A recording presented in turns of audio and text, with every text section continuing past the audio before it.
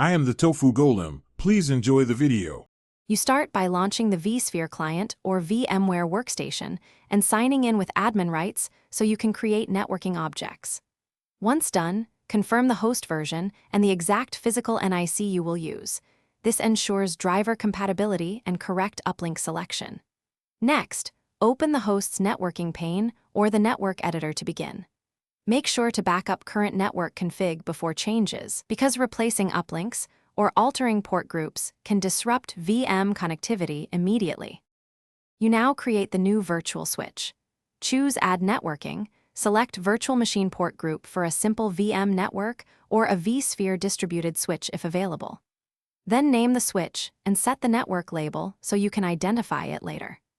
Attach the selected physical NICs as uplinks to provide external connectivity, and configure MTU, NIC teaming policy, and failover order for redundancy. These choices determine performance and resilience, so pick the teaming policy that matches your physical switch. Finish by creating a port group on the vSwitch with an explicit VLAN ID if segmentation is required.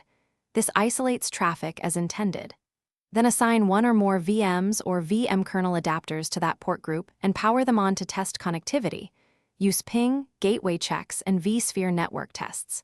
If something fails, look for common issues: mismatched VLAN ID, MTU differences, or an uplink marked down. Those checks quickly reveal configuration mismatches, so you can correct them and restore traffic.